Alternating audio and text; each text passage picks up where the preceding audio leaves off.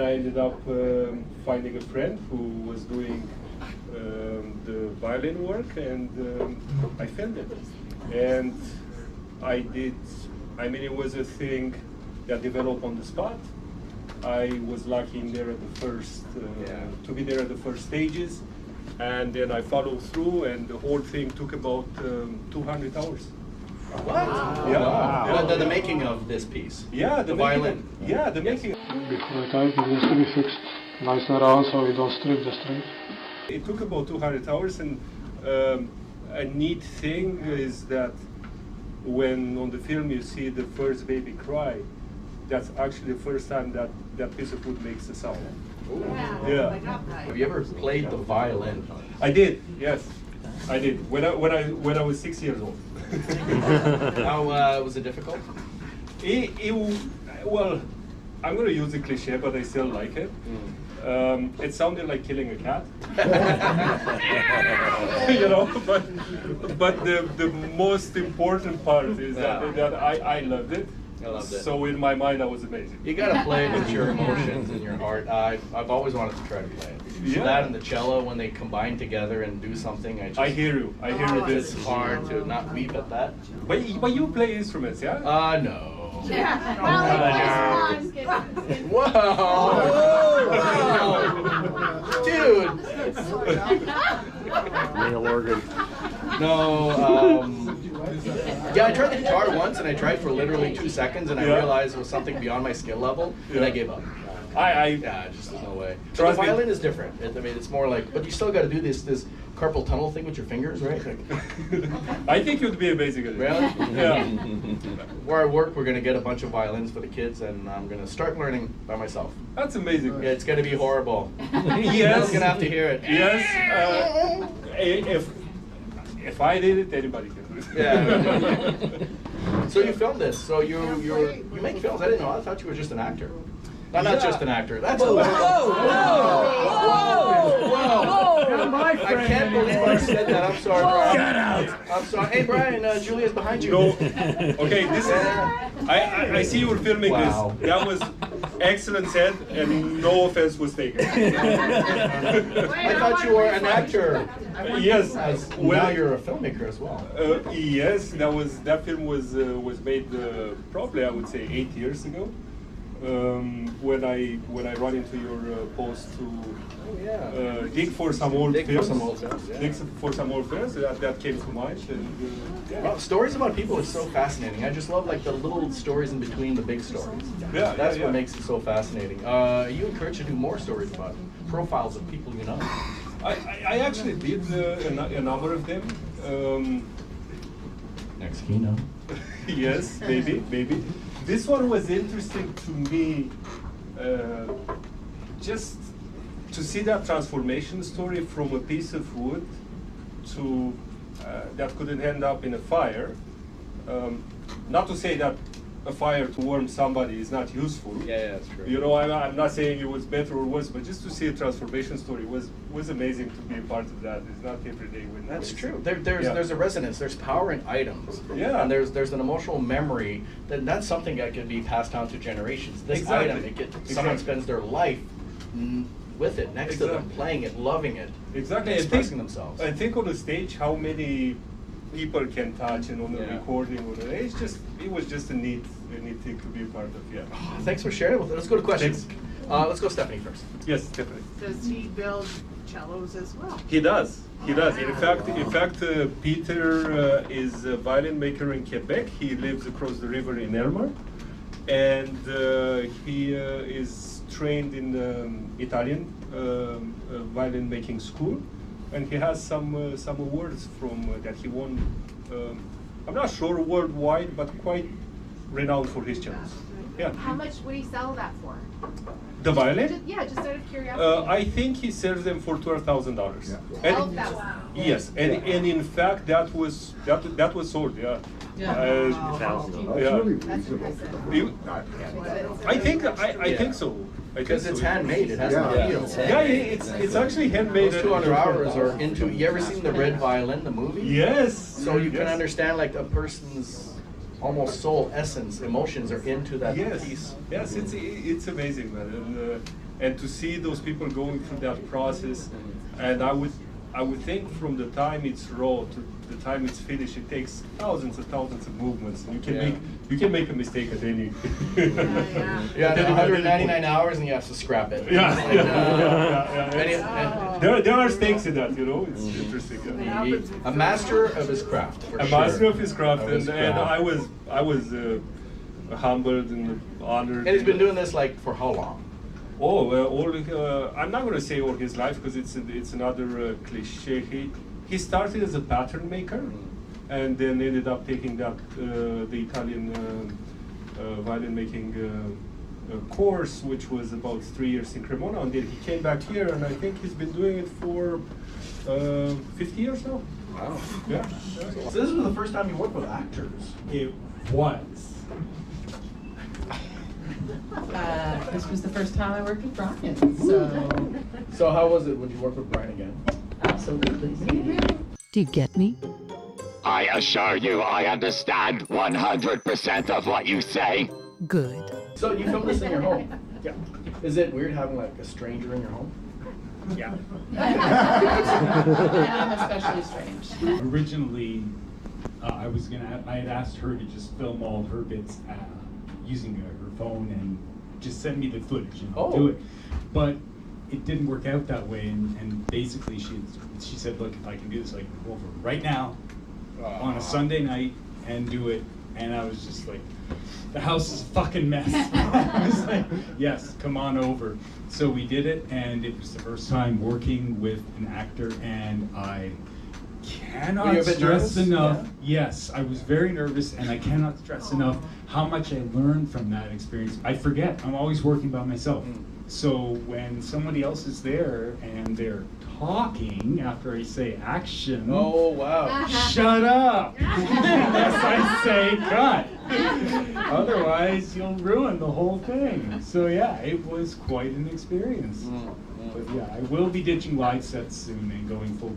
But now you're a full regular Disney. character. You'll be in future Well, installments. I've left it open. Yeah. Incidentally, I recorded that. There was supposed to be a sound effect with that little gun at the end. I was doing everything in stereo, but for some reason, the sound effect from the gun was in the rear speakers. So I was just like, okay, I'll put it in, just give me stereo.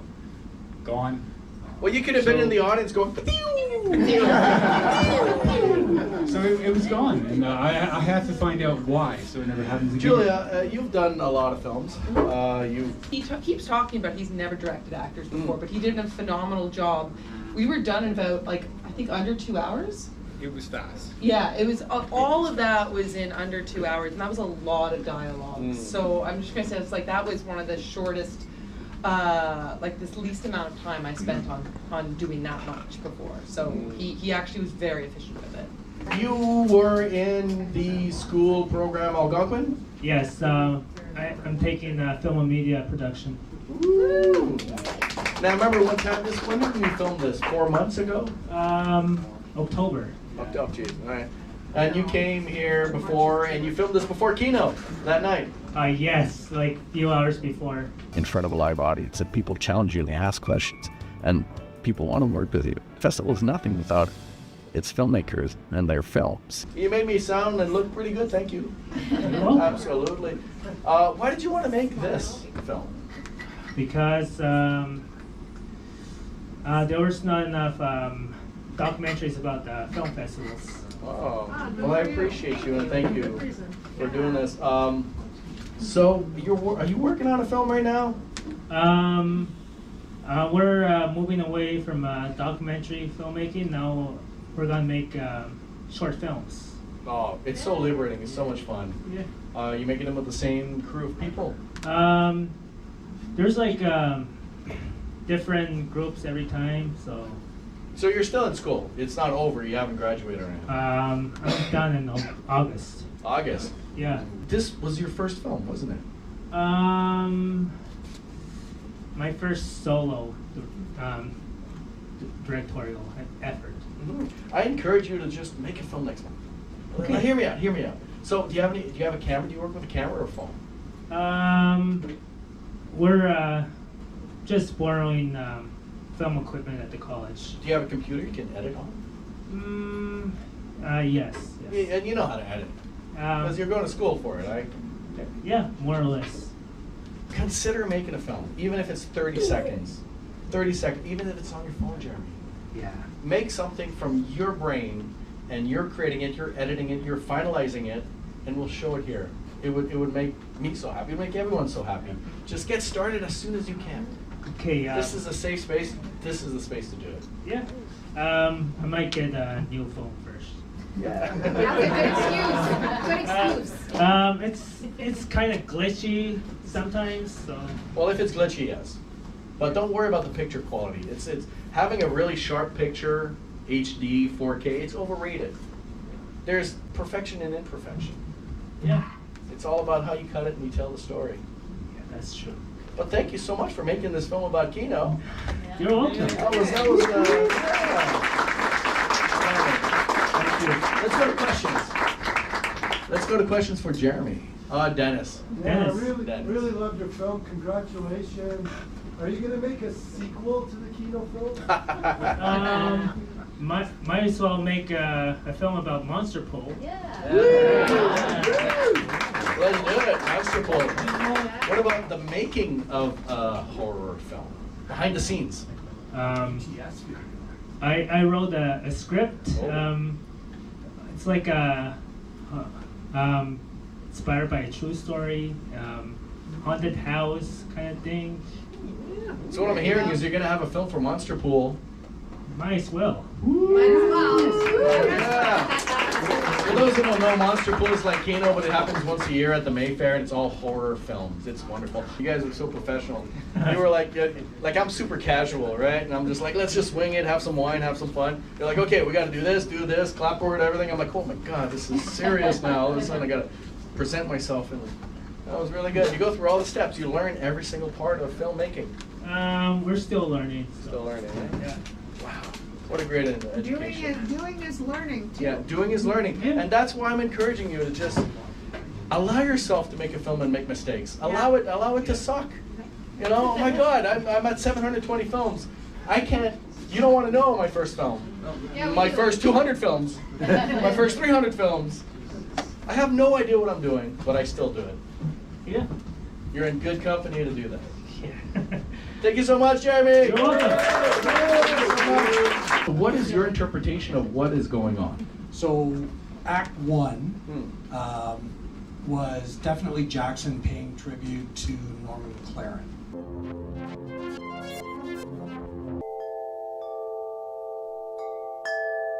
Decide if I can live again. That whole abstract was intended to be the life of Susie and myself before her death, and you can see that she sort of falls off the edge. Yeah, I didn't know it. She sort of falls off on the side, and that's sort of her death. There's a lot going on there. I'm excited to. There's a lot going on. Watching it again a second time after speaking to you and understanding what Yes. inside the filmmaker's head. So so then the second-ish scene is me sort of coming to terms. Susie's character was an artist, I was a writer, and I was basically staring at that painting that we found Ronald McDonald in the door. Jackson had bought that painting at Value Village, and after I sat staring at that picture for about an hour and a half, I realized that Ronald McDonald had been painted in the door of Beautiful that painting, so round. Yeah, it was the weirdest thing. Now I've come to terms with the fact that I've lost my wife and it's time to move on, and that's her painting. Being an artist is such a personal journey. I love how it has different meaning interpretations to every one of us. Like we say at Kino, once you screen a film, it belongs to everyone, and there's no wrong interpretation of it. Yeah. Like I got something different out of it. I thought at first she was your muse, but she didn't exist. Right. You know, that was the second act. The third one, I'm just like, he's spiraled into his own world. He can't see anything on the outside anymore. But he's living his best life at the same time. But in the interpretation in Jackson's writing is I've come to terms with it. There was so much going on there. Oh, yeah, it could say so much with fewer words. 100%. It's incredible. Wow, how you tell the story. Let's go to questions. Sure. Any questions? I'm sure Susie, you were in it. I just want to say, like, I didn't know what it was about. I just showed up to set in a white dress, like I was told to. But the thing, because Jackson's not here, he's only like 22. Mm-hmm. Yeah. He's young. And when I showed up to set, he said, I just wanted you to see that I'm not just like another kid with a camera. Yeah. And I didn't know what he had written. I didn't know what he had put together, but I'm like, I trust you. Like, A lot of new faces, so it'd be 2 years ago Yeah. that I shot the first version. Listen, woman.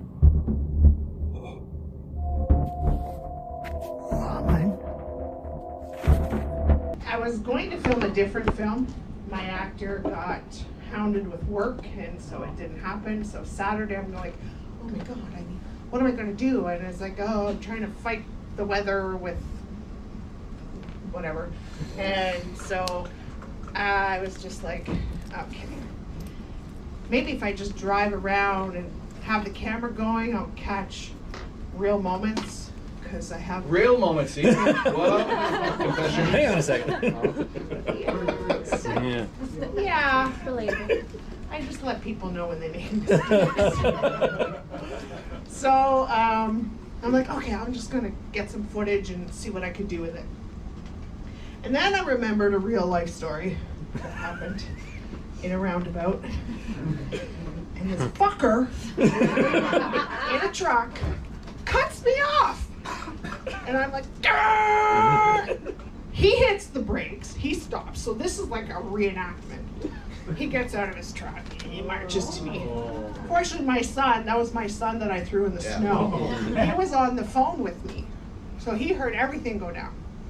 So I'm watching him coming. I'm like, oh yeah, you want to go?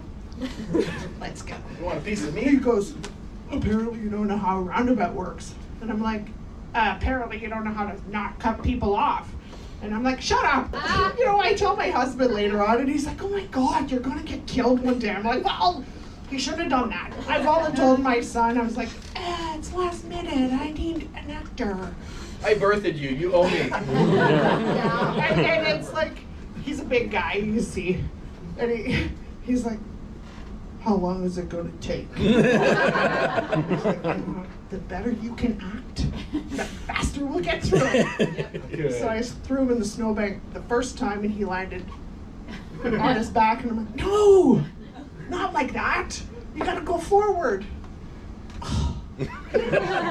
Why didn't you push him harder? Yeah. Listen. I was holding on to a thread to keep him out there. He's the biggest cold wuss ever. I'm in my shirt, my lumber shirt, and I'm like, oh, this is great. I love the cold, but he's like, so it's like, okay, I just got to do it, and we got to be done, or I'm going to lose him. So. Yeah. Well, that's your son, and we all love our children, I'm sure. I don't know. Is there a part of you that really wanted to just like, fuck you? When he wasn't listening to how to fall properly. He's tough, he's young, he's built, you can just toss him for real. So yeah, that was what came out of my head, and I filmed it Saturday, and I edited Sunday, and here we are. It turned out well, that look you had when you had the camera go through the steering wheel on your face, and you were using your phone, right? Yeah. And that one was really, really awesome. Yeah. I was just wondering if that was like, you tried to get that kind of an angle? Yep. Or were you capable of that? Yeah, it looked really good. It looked good. Well, I just thought really like good. you could really... The obstruction, just your head. That's right, it's got a sense of space. It Yeah. really added to that shot. Don't be afraid to add stuff in the foreground. And how did you process that emotion? Did you reenact something in your brain? Like what? That scenario. I felt you change. I saw something, I was like, oh shit. Yeah. That was good. Yeah. That was good. There's gonna be more of this? This character coming back? Maybe. Behind the wheel? Maybe. Yeah? There's lots. There's lots. It's relatable for everyone who drives. You're like, oh my, it takes so much patience to drive, doesn't it? So if you drive near me, drive.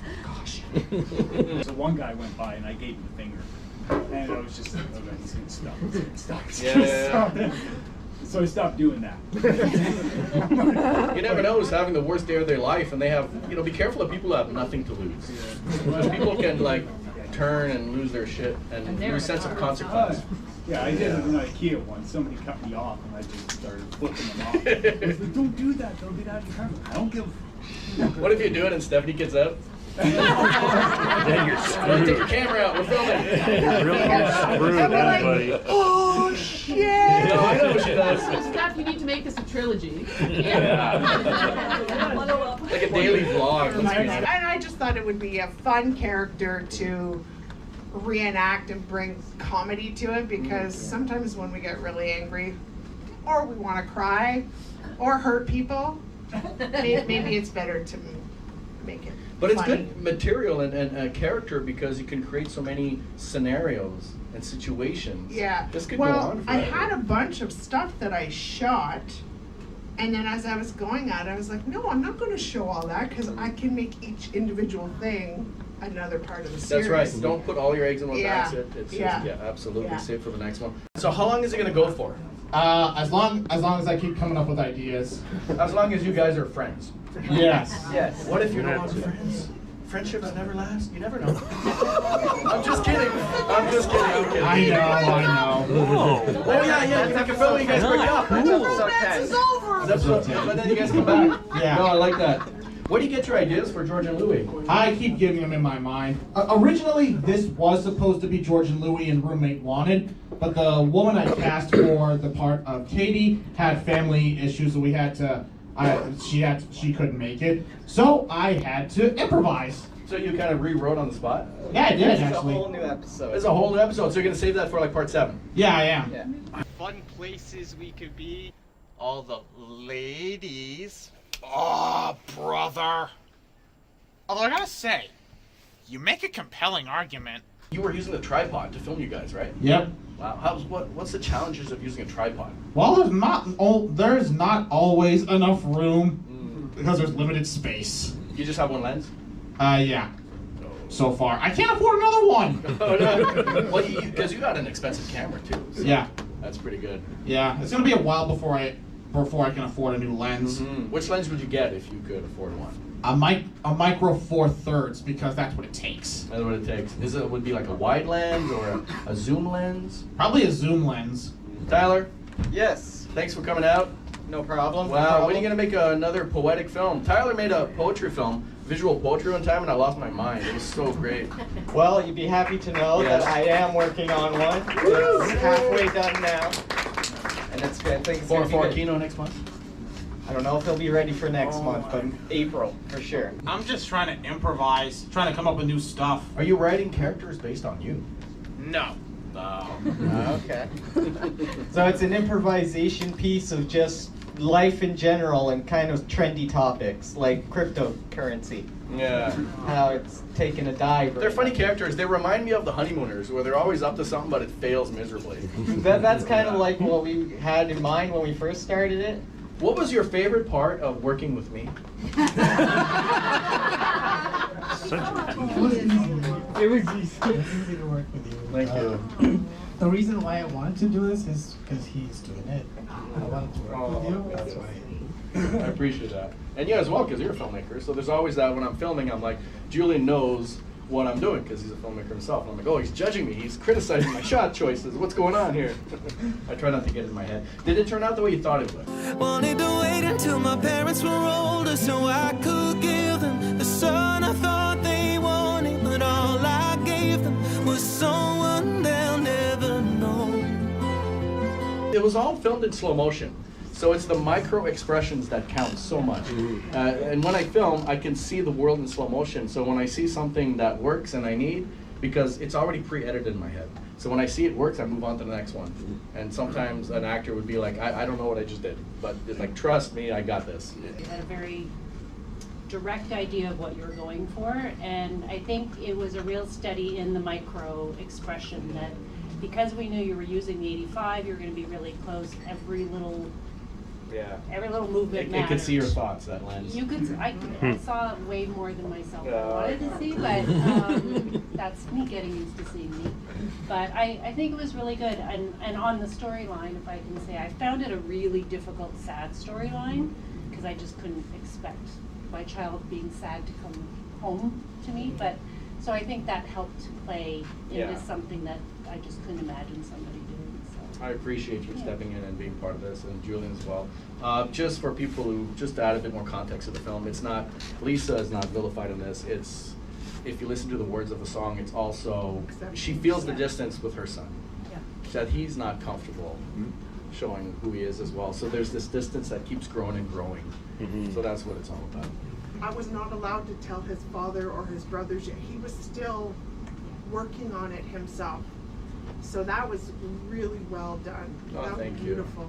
It's difficult when it's family, I Yeah. can imagine. Yeah, and I think it did turn out really well of telling that story, and it was just, and like you, I couldn't imagine one of my children not thinking they could just come home with a date, like, I don't, come home. Because I just can't imagine.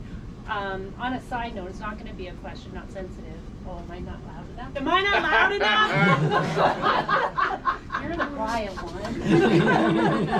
one. Just to Julian for showing up that day. Yeah. He had a car accident on the way. He was only 15 minutes after. He wasn't late, but and you showed up and completely delivered. None of us knew anything Yeah, we didn't know. until the end of everything. So kudos to Julian for being in the moment. It was beautiful, very powerful. So thank you for making a film like that. It's nothing without the actors. I feel. Just one lens, because I had brought 3 lenses, but for some reason I was kind of like, a little lazy. I'm just going to use the 85 the whole time. Yeah, it looks great. And it was. Thank you. Yeah. The song that this was made around was very It was very beautiful, powerful. very Like powerful. at first, because I listen to a lot of indie folk that it's around like Montreal, Toronto, Vancouver, and every time I hear a song that just shows up, I kind of reach out to them. I'm like, hey, you know, at the time they don't have a lot of views on YouTube yet, and before they make it big and they ignore me, and I'm just like, hey, do you mind if I use your song? And they're like, yeah, whatever. Yeah. Okay, cool. So indie folk music adds so much to it. It's just raw and emotional. I love that. Very impressive. Oh, thank you. It's nothing without the song too. Like if you didn't have the song, it wouldn't be. Yeah. So I visualized the whole thing when I listened to the song originally the first time. I saw this whole film in my head when I just first. Yeah. Wow. Yeah, music videos are great because they're liberating. You could like be free and do whatever you want. And it kind of ties itself together. Do you always work that fast? Or Yes. Can you edit slow motion for saving time as well? No, I work pretty fast because I've already edited in my head, so I film for the edit. I never take a shot that I'm not going to use. I never waste anyone's time because I know the energy is finite. So there's a sweet spot. So for example, if there's an emotional scene that I need, I know that we're not going to get it in the first 2. But if we go to 5, it's too much. The sweet spot is 3 and 4. Once you set the stage and make everyone feel comfortable, and then you give them a visual cue by acting it out yourself, right? Because directors, that's what we should do as well. Yeah, I believe. So sometimes I stick to a frame and I film the whole sequence, so the actors can let loose and inhabit the character and the emotion properly. But then in the edit I cut. It's already edited in my head, if that makes any sense. I saw you last week on the corner of, that sounds sketchy, I saw it in the corner. You were pumping gas. Yeah. I walk out of the convenience store and they're like, hey! I'm like, hey. There's nothing more to it, I'm sorry. It's not really dramatic or anything like that. But here's the thing. Inuit already means people. So saying Inuit people is... People. Have you ever worked with actors outside of your friend circle? Not really. The films that I've done so far are just from people that I've worked with. I worked with Max for a couple months when he was working for IBC, where I'm working right now, and the last 2 short films that we did together, he's included in it. But, He's good people, right? You'll work with him again? Yep. Like I have a lot of ideas, and I try to find ways to use the same people but different stories. But it brings your friendship closer. Like it brings you guys closer when you do something substantial and emotional together. Right? And It bonds you. when we worked together, we taught each other quite a bit, and something that I didn't know, he taught me. Something that I taught him. And so we taught each other quite a bit, and we stayed in contact. We're learning as we create these films. Absolutely. You said last time you were here you were acting in a movie or series? Yeah, in a movie. I'm traveling back to Winnipeg to finish off the last part of the movie. So you've done some work already on that movie? Yeah. How was the experience? It was fun. Busy.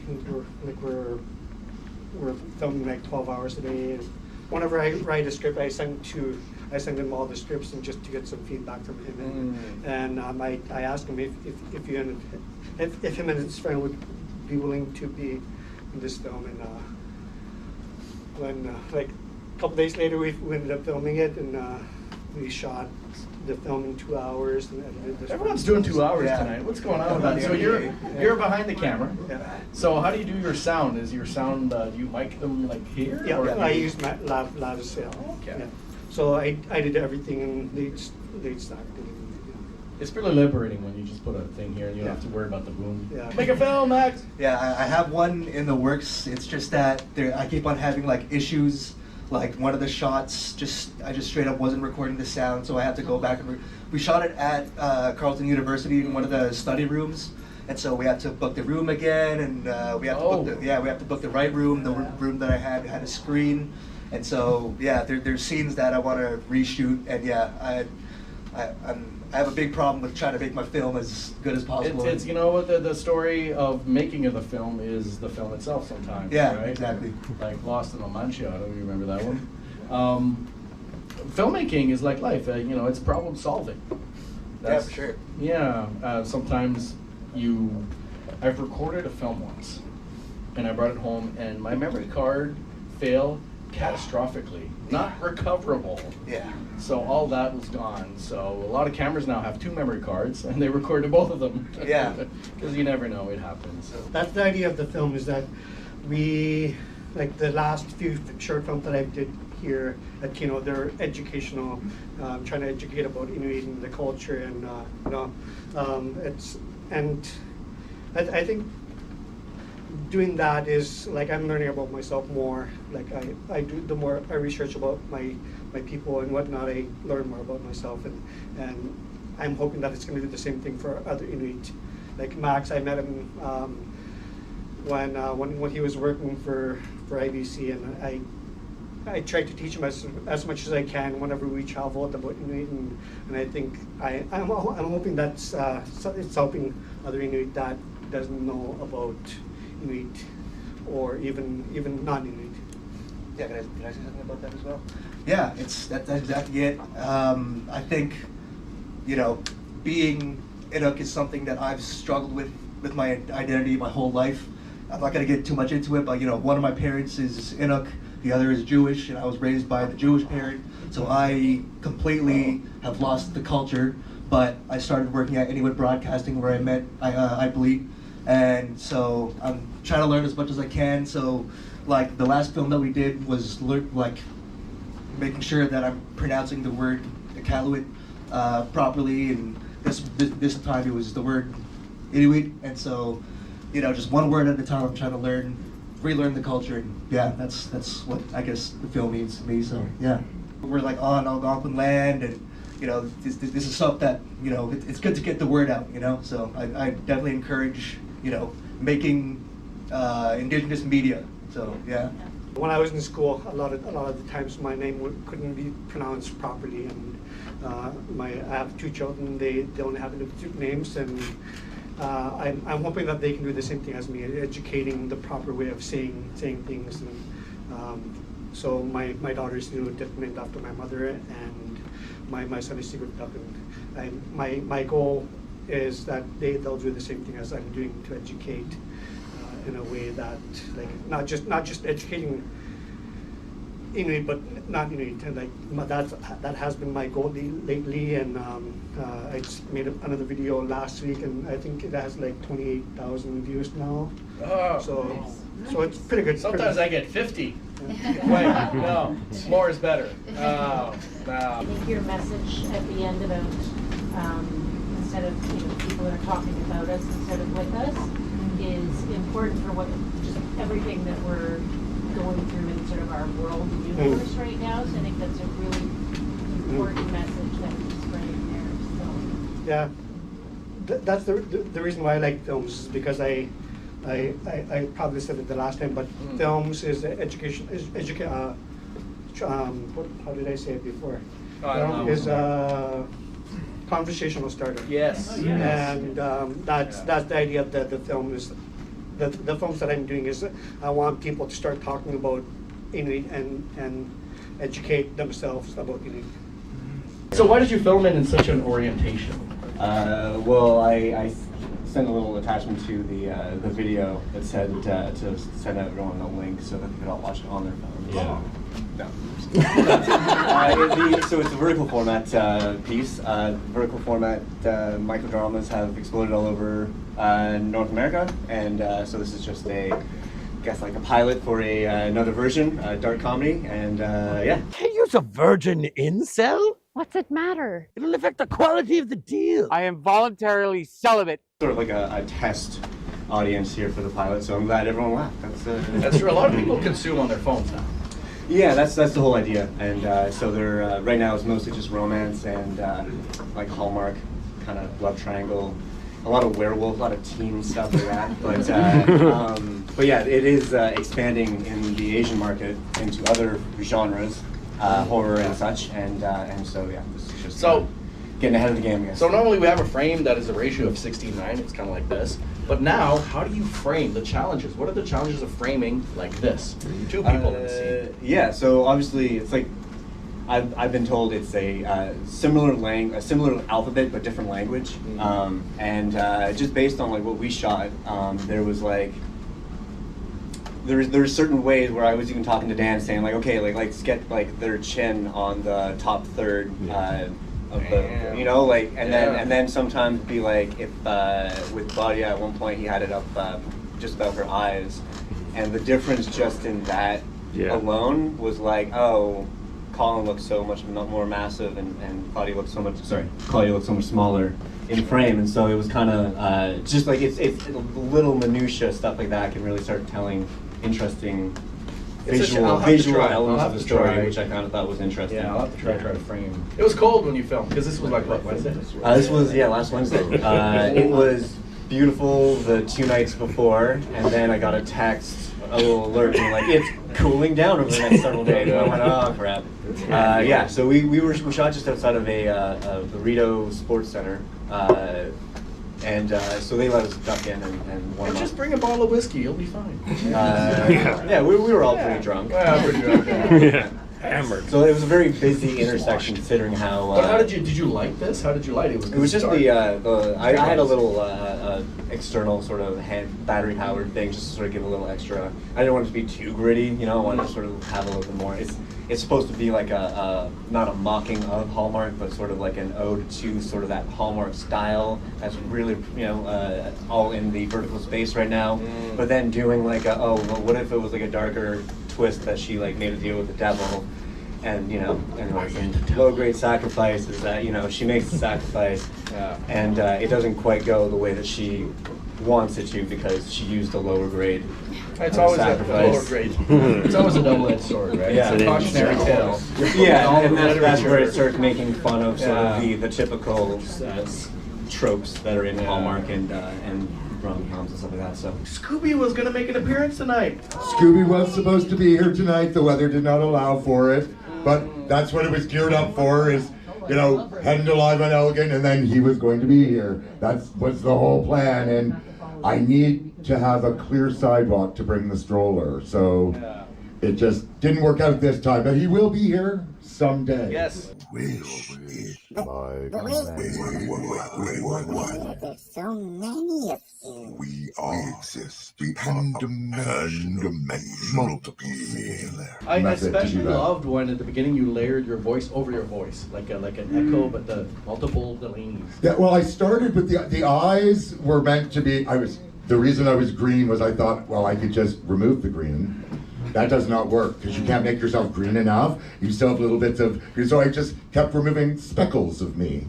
And I just kept getting more speckly, and so you just lose the details. So that was not effective. So I ended up having to just kind of crop and because it's the first time I really did in a video form what do you call that? Like when you're tracking. When you're tracking to remove something. So I was tracking my eyes and trying to remove them, and then I did a lot with that, but it was a lot very different from what I did. And Scooby, that was the second time I really tried to do much green screening, and it's the first time that I think I was able to make the background black for Scooby. But then it also had other issues that, as soon as you saw this going, oh, that's great, and then you put other things in going, wait, where's that? Why is that black square sticking out over that? But I got to give you props, though, because a lot of people, they don't step out of the comfort zone. You try new things every time. Every time I try to do something that pushes what I already know, which is very limited. So it's very easy to push something when you're starting with, you really only know that much. But even baby steps are moving forward on a constant level. That is the key. I thought, because I'm comparing myself, as we all do, to these wonderful, magnificent things that are brought in here to Kino, which are just absolutely outstanding. But I figure I'm okay putting it up here against all that as long as I've improved at least one thing over something I've done in the past. And in this case, it was a little bit more green screen, a little bit more balanced sound. It's not a lot, but it's been an improvement over everything I've done to date that way. So that keeps me motivated moving forward. I loved it. It was a lot of fun. The fourth wall, you were breaking the fourth wall again. Scooby broke the fourth wall. I didn't realize until I'm watching it now that my eyes are staring right out breaking the fourth wall while he's saying, don't break the fourth wall. I had no idea. I just realized that Scooby was going to be staring at the camera. I thought, okay, I want it to be about breaking the fourth wall, and have Scooby have no idea what that is. But, that part worked out, but, you really have to kind of look at the details that are also there that you're not paying attention to. Scooby was going to be on stage, and we're going to be like, hey, Scooby, what do you think? He would never talk on demand. He does make sounds.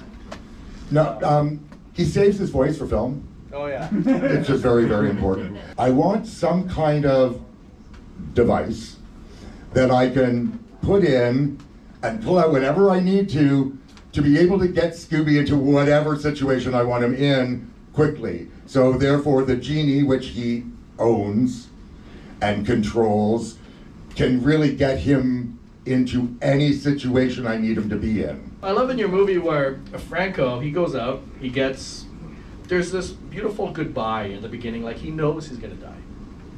Yeah. Right? So he goes out, I don't know what happens to him, but he comes back as a vampire?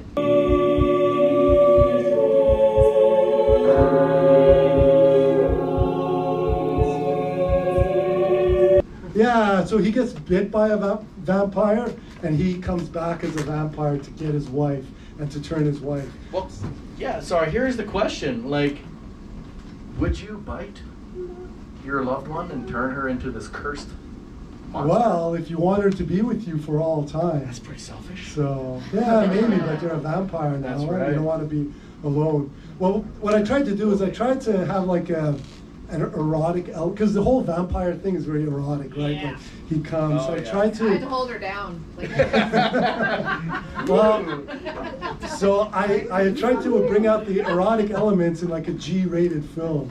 Yeah. So it's kind of tough, but luckily Franco and Becca knew each other, so they were comfortable. So he was able to drool all over her. Oh yeah. And it worked out. All right, Miss Franco, you can bite someone on the inner thigh. That also works. And that's Yeah, very maybe for the erotic. sequel, yeah. That's very erotic. That's right, it. Stephanie?